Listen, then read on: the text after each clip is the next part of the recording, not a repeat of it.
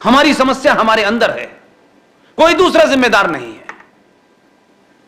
अगर आपको नहीं भी बताया था तो आज दुनिया में बड़े सारे लोग आपको बता रहे हैं, और इस संचार क्रांति ने आपके अंदर बहुत सारी चीजें ऐसी पहुंचा दी हैं जो आज से 20 साल पहले मुमकिन नहीं थी। इसलिए राष्ट्र क्या है, देश क्या है, हमें नहीं पता। धर्म क्या है, मजहब क्या है, हमें नहीं पता। इसलिए हमारा यूथ इंटेलेक्चुअली विरोधियों को काउंटर नहीं कर पाता। इसमें कोई हिंदू मुस्लिम की बात नहीं है, इसमें इस बात का ज्यादा जिक्र है कि आपके दुश्मन ने नैरेटिव बनाए, 21 लाख लोगों की लाशों पे यह देश बटा, भारत बना, और हम 47 के बाद से हमने एक झूठा और मक्कारी का नारा लगाया, सारे धर्म बराबर हैं। इस बात में कुछ गलत बात नजर आती है आपको? सारे धर्म बराबर हैं जैसी बात में कोई गलत या अच्छी बात नजर आती है आपको? यही मेरी चिंता है, आपकी खामोशी। अगर बीमारी का इलाज और बीमारी नहीं पता होगी तो इलाज कभी डॉक्टर नहीं कर सकता, आप भी नहीं कर सकते।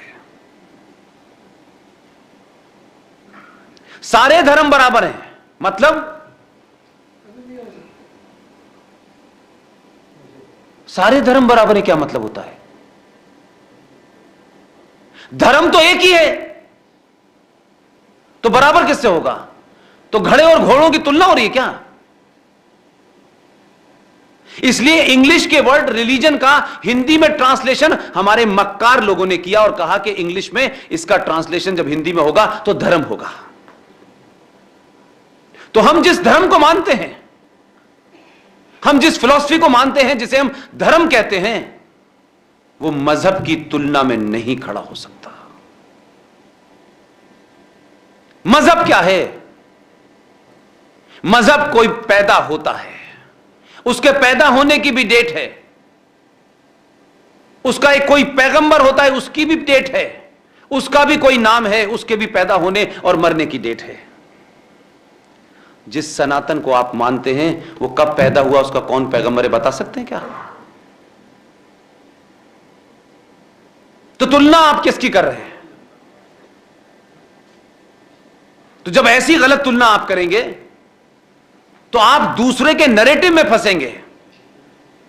इसलिए लूटपाट, मर्डर, रेप और लूट में सामान लूटने के साथ अगर औरतें भी लूटी गई हैं तो माले गनीमत के नाम पे उनका बराबर का हिस्सा भी आप करते हैं, तो कहते हैं सारे धर्म बराबर हैं। तो आप बिल्कुल वैसे ही है जैसे नाली की तुलना आप समुद्र से करने लगे। लेकिन हम कर रहे हैं। मजहब नहीं सिखाता आपस में बैर रखना। ये कितना खूबसूरत शेर है। शेर देने वाले भी चले गए पड़ोस में, हमें दे गए कि आप गाइए इसको, आप गाइए। वो नहीं गा रहा। मजहब नहीं सिखाता आपस में बैर रखना, हिंदी है हम, वतन है हिंदुस्तान हमारा।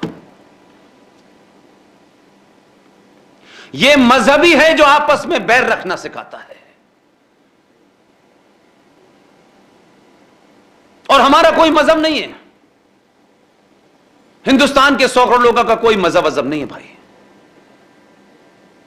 हम सनातन के मानने वाले हैं और सनातन शुद्ध रूप से साइंस है। कोई कंफ्यूजन नहीं है मुझे। इसलिए हमारे यहां अंतिम संस्कार के बाद भी हम यही कहते हैं कि वो उनकी मौत हो गई और हमने उनको पंचतत्व में विलीन कर दिया। वही 5 तत्व जिससे पूरा जिस्म, जिससे सांस चलती है, जिससे जिस्म बनता है, सब कुछ वही होता है, उसी में हम विलीन कर देते हैं। हम उन्हीं 5 चीजों की पूजा करते हैं। इसीलिए सूर्य की पूजा करते हैं, इसीलिए पीपल की पूजा करते हैं, इसीलिए गंगा की पूजा करते हैं, इसीलिए सुबह उठ के धरती को सर से लगाते हैं कि यही 5 चीजों से हमारा शरीर बना है, इसी में हम समाप्त हो जाते हैं। हम उसकी पूजा नहीं करते, हम उसको थैंक्स करते हैं। सुबह उठ के सूर्य देवता को नमस्कार करना, थैंक्स करना है कि उसने हमें एनर्जी दी जिसकी वजह से हमारा शरीर चलता है। हमारी फिलॉसफी को लोगों ने सही तरह समझाया नहीं। छिछले टाइप के लोग गेरुए वस्त्र पहन लेने से कोई ज्ञानी नहीं हो जाता। हमारी फिलॉसफी में आज भी मेरा जन्म कहां हुआ है आप सबको पता होगा। 40,000 के बीच में अकेला परिवार था, मेरे तो घर के बराबर मस्जिद थी। मुझे मौलाना साहब की डंडी से मैंने कुरान पढ़ा, अजान दी, नमाज पढ़ी। मैं तो हिंदू को जानते ही नहीं, क्या होता है ये हिंदू प्यार, कौन होते हैं, कैसे होते हैं। जो काम जिसको करना चाहिए था वो करने नहीं चाहता। लिहाजा आज भी मैं ये मानता हूं कि जब आप जाग जाएं, मान लीजिए तभी सवेरा है। जितनी भी नदियां हैं हमारे देश में, हर नदी के साथ मां शब्द क्यों जुड़ा है? गंगा मां, सरस्वती मां, फलानी मां, हर नदी के साथ क्यों जुड़ा हुआ है? कभी इसको विचार किया है आपने? आप आम के पेड़ की पूजा क्यों नहीं करते? नीम की पूजा क्यों नहीं करते? आप पीपल की पूजा क्यों करते हैं? और इस पूजा का जो नरेटिव बनाया आपने, वो इतना खतरनाक बनाया है कि जब आप किसी भोले भाले बच्चे को समझाएं तो उसकी भाषा में समझाएं। आज के यूथ को जिस भाषा में समझाना चाहिए था आपने नहीं समझाया, इसलिए आपका यूथ ये कहता है और आप ये कहते हैं आज हमारी बच्चे हमारी बात ही नहीं सुनते हैं, वो पूजा में ही नहीं बैठते हैं, उनको पूजा का शौक ही नहीं है। आपने पूजा करने की बात उससे कही कब? और पूजा का मतलब समझाया क्या आपने? आपको खुद पता नहीं, आप बच्चों को क्या बताएंगे? इसलिए उन बच्चों को इसलिए तकलीफ होती है कि वो जो उनकी भाषा है, जो कम्युनिकेशन की आपकी स्किल होनी चाहिए, उनके साथ कम्युनिकेट ही नहीं करते आप। इसलिए समस्या खड़ी होती जा रही है। आपका यूथ आपके घर में आपके संस्कारों का ही विरोध कर रहा है और वो सही कर रहा है। आप जिम्मेदार हैं इसके लिए, मैं जिम्मेदार हूं इसके लिए। हम गंगा क्यों कहते हैं? गंगा को गंगा मां क्यों कहते हैं? क्यों गंगा आरती करते हैं? हर चीज को एक सिंबल के तौर पे समझाया जाता है। दुनिया में अगर सबसे ज्यादा कोई पवित्र चीज है, सबसे ज्यादा पवित्र है, और दुनिया का सबसे बड़ा कोई सच है, उसका नाम है मां। कल भी एक मंदिर में गया था मैं, वहां भी मैंने कुछ बातें दूसरी कही थी। मां दुनिया का बड़ा सच है और बाप दुनिया का सबसे बड़ा विश्वास है।